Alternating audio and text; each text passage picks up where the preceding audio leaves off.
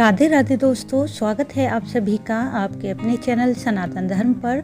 दोस्तों, आषाढ़ मास कृष्ण पक्ष में आने वाली एकादशी योगिनी एकादशी कहलाती है। शास्त्रों के अनुसार इस एकादशी का व्रत धारण करने से 88,000 ब्राह्मणों को भोजन कराने के बराबर पुण्य फल प्राप्त होता है।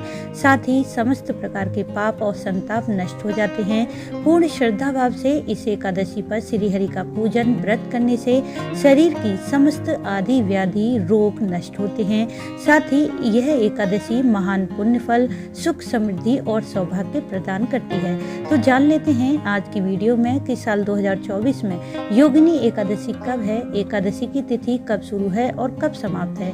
इस एकादशी पर श्री हरि के पूजन में किन वस्तुओं का प्रयोग करें, किन वस्तुओं का भोग लगाने से श्री हरि की कृपा प्राप्त होती है और किन नियमों का पालन करने से एकादशी व्रत का पूर्ण फल प्राप्त होता है। साथ ही जानेंगे योगिनी एकादशी व्रत पारण करने का शुभ मुहूर्त क्या रहेगा।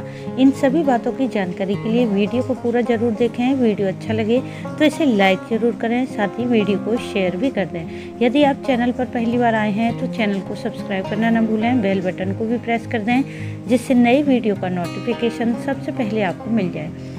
दोस्तों, साल 2024 में योगिनी एकादशी का व्रत प्रारंभ होगा 1 जुलाई दिन सोमवार सुबह 10:26 पर और समाप्त होगा 2 जुलाई मंगलवार सुबह 8:42 पर। उदया तिथि के अनुसार योगिनी एकादशी का व्रत 2 जुलाई दिन मंगलवार को धारण किया जाएगा।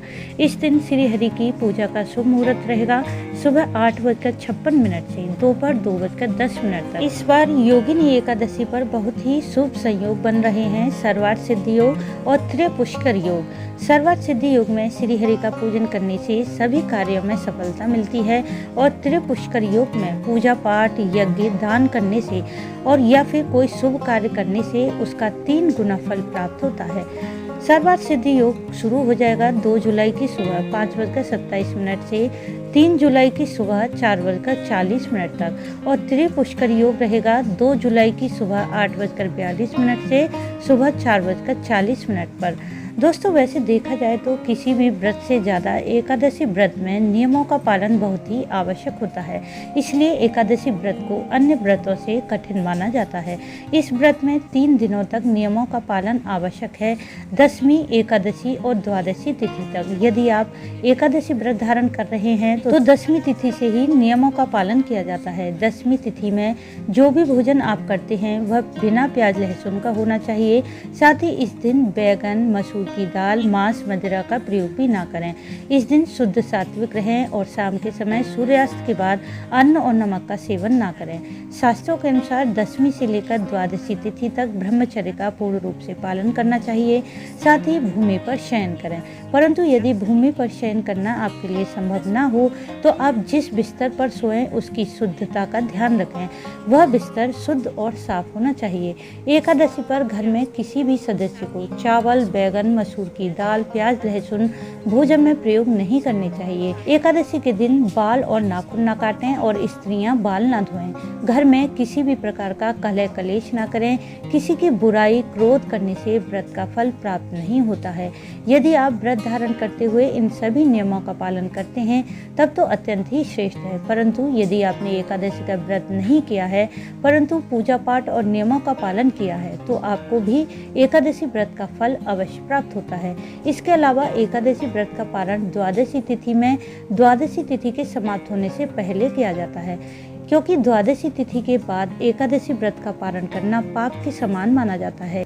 इसलिए पारण का शुभ मुहूर्त देखकर द्वादशी तिथि के समाप्त होने से पहले अपने व्रत का पारण कर लें। इस बार योगिनी एकादशी व्रत पारण का शुभ मुहूर्त रहेगा 3 जुलाई की सुबह 5:28 से 7:10 पर और द्वादशी तिथि समाप्त होगी 3 जुलाई की सुबह 7:10 पर। और अब जान लेते हैं योगिनी एकादशी की पूजा विधि क्या है। एकादशी के दिन सुबह जल्दी उठें, स्नान आदि करके साफ स्वच्छ वस्त्र धारण करें। यदि संभव हो तो पीले रंग के वस्त्र पहनें। सूर्यदेव को अर्घ्य दें। इसके बाद श्री हरि के समक्ष बैठकर हाथ में जल पुष्प लेकर अपने व्रत का संकल्प कर लें।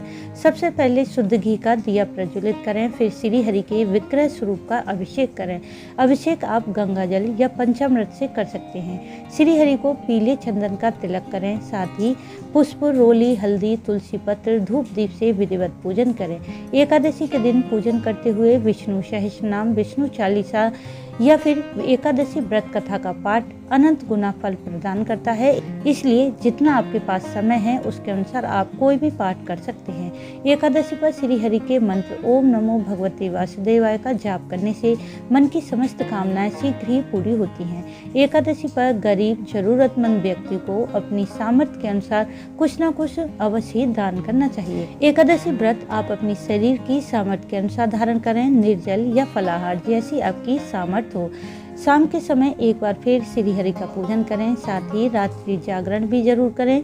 जितनी देर भी संभव हो उतनी देर रात्रि में श्री हरि के समक्ष बैठकर भजन कीर्तन करें और श्रीमद् भागवत या गजेंद्र मोक्ष का पाठ भी कर सकते हैं, क्योंकि धार्मिक मान्यता है कि एकादशी की रात्रि में कोई भी साधक यदि एक क्षण भी श्री हरि के सामने मंत्रों का जाप कर लेता है तो उसे कोटि गुना फल प्राप्त होता है। साथ ही मन, वचन, कर्म द्वारा किए हुए समस्त पाप नष्ट हो जाते हैं और मनोवांछित फल की प्राप्ति होती है। एकादशी व्रत का पारण दूसरे दिन द्वादशी तिथि में करें। इस दिन सुबह स्नान आदि करके श्री हरि का पूजन करें, फिर शुद्ध सात्विक भोजन बनाकर श्री हरि को भोग लगाएं। इसमें तुलसी पत्र अवश्य डालें, साथ ही किसी योग्य ब्राह्मण को बुलाकर उन्हें भोजन कराएं और दान दक्षिणा अवश्य दें। यदि किसी कारणवश आपको ब्राह्मण नहीं मिल पाते हैं तो आप ब्राह्मण के निमित्त भोजन की कच्ची सामग्री निकालकर उस पर कुछ दक्षिणा रखें और इसे मंदिर में रख दें। इसके बाद पारण का शुभ मुहूर्त देखकर अपना व्रत खोल लें। परंतु यदि आपके पास इतना समय नहीं है कि पहले आप भोजन की सामग्री निकालें फिर उसे मंदिर में रखें, तो आप पहले भोजन की कच्ची सामग्री निकाल लें, फिर पारण का शुभ मुहूर्त देखकर अपना व्रत खोल लें और जब भी आपको समय मिले यह दान की सामग्री ले जाकर किसी मंदिर में रख दें। इस प्रकार भी आप अपने व्रत का पारण कर सकते हैं। तो दोस्तों, उम्मीद है इस वीडियो से आपको लाभ अवश्य मिलेगा। वीडियो अच्छा लगा हो तो इसे लाइक करें, शेयर करें, साथ ही चैनल को सब्सक्राइब कर लें, बेल बटन को प्रेस कर दें जिससे नई वीडियो का नोटिफिकेशन सबसे पहले आपको मिल जाए। वीडियो अंत तक देखने के लिए आपका धन्यवाद। राधे।